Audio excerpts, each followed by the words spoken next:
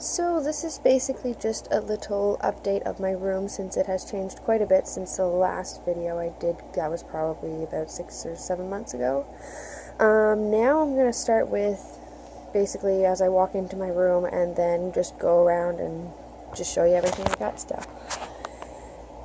So I'm using my front-facing camera for this, so it's probably not going to be very good. So right here I have my 60-gallon fish tank. See if I back up a little better, you can see most of it there. And I have 4 parrot cichlids in there. That one right there is named Nibbler. The one back there doesn't have a name yet. Under here hiding, I don't know if you can see him very well or not, but that is Noodle. And there's one hiding behind the lovely Java Fern, I think it is, or Amazon Sword, one or the other. I think it's Amazon Sword, actually. And that one's name is Albert. I have 2 Nereid snails. There's one there.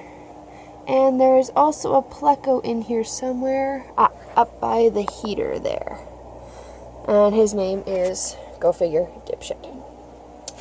As I keep going along from the 60-gallon tank, here I have a lovely 5-gallon saltwater tank, which I have some corals, just a mushroom coral. I have a, can't remember what the rest of them are called actually.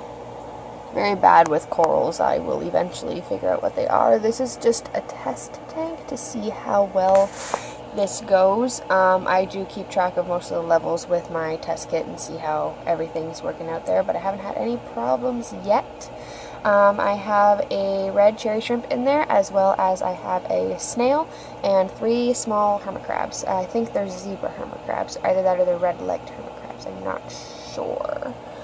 I don't know if you can tell or not, but the cherry shrimp is right there, moving back and forth.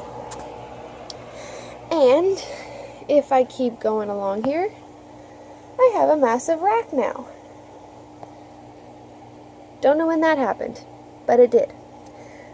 So, basically I'm going to start at the bottom and work my way up. Down on the bottom, I have a 30-gallon tank for my axolotls. That is Zeo, the one that is the mosaic, and that one is Skizzy, the black one, the wild. And, as you can see, I have 2 fans on top to keep the water cold, and a thermometer as well as the normal analog thermometer to keep track of the temperature and make sure it stays low.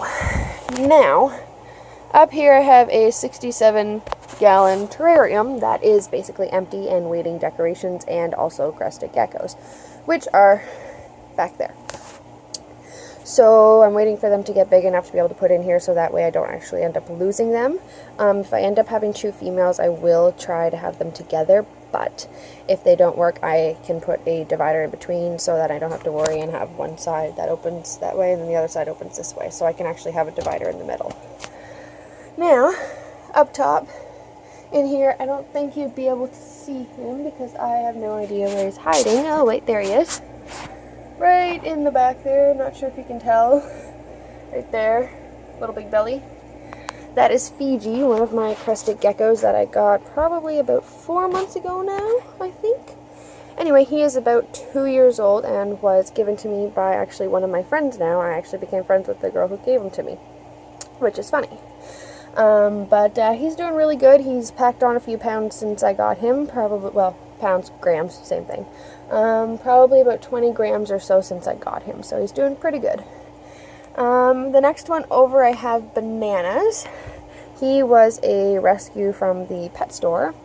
I probably won't be able to find him because he likes to hide quite a bit, but he is a mix of Dalmatian and Harley Quinn and a bunch of different things. He looks really cool. He's a yellow and brownish color, and he fires up dark brown with a little bit of red on his chin. That's what it's called.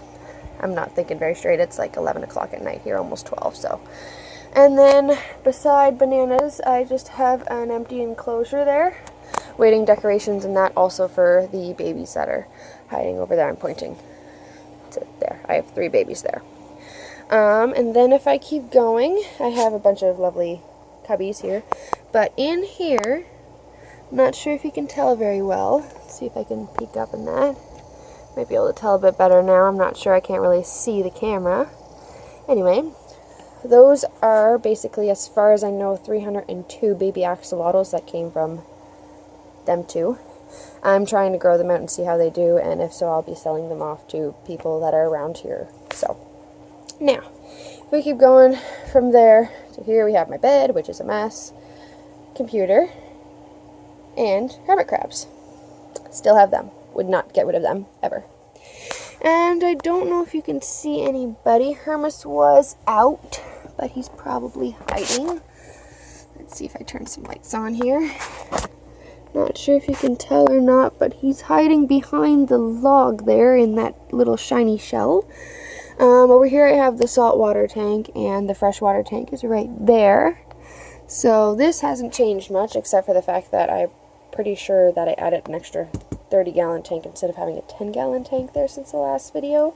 And it's moved from, well, like that corner to here, which I'm not actually sure if it was in that corner there or if it was like right where the 60-gallon tank is. I haven't posted a video in a while, and I haven't watched them either, so I don't know where everything was.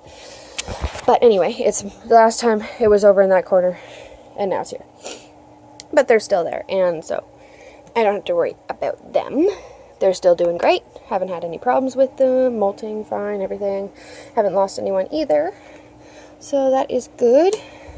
And now, I have 3 little babies here. I have 2 of them named as girls and 1 as a boy, but I'm not sure if that's actually what's going to be because they don't actually sexually mature that we know of until they're roughly around probably 10 or 15 grams, which you can usually tell if they're male or female based on pores or not.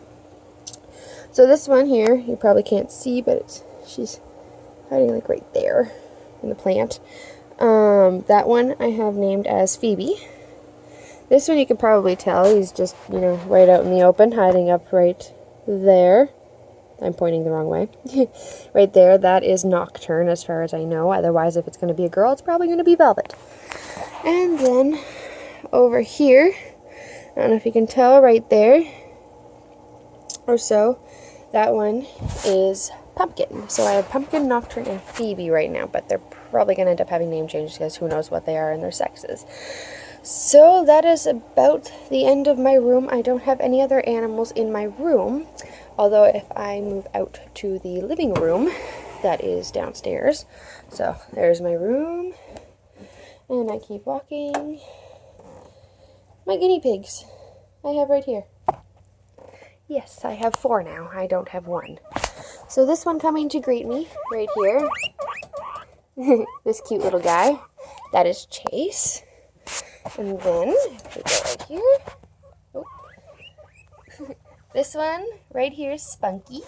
He's very, very friendly. He's wondering what my phone is right now. Silly little guy. And then I have 2 scaredy cats up top. Spunky and Chase are both boys. I don't know if you'll be able to see or not. But in here, this one right here, that is Sophia hiding there. And then Ruby is right here. So I have Sophia and Ruby. These are 2 little girls. And they are on top and the boys are down below. As you see, the boys probably have more area because the boys tend to fight a bit more than the females. Females usually get along better than males do, especially in smaller areas. So I have 2 cages basically attached to each other here for the boys because they get into fights and they're a pain in the butt to each other. So this is Spunky and Chase. And they would like to say, please watch and subscribe to my videos, and I will have more information about animal care in the future. I just thought I should do an update on how everything's doing. So, keep watching.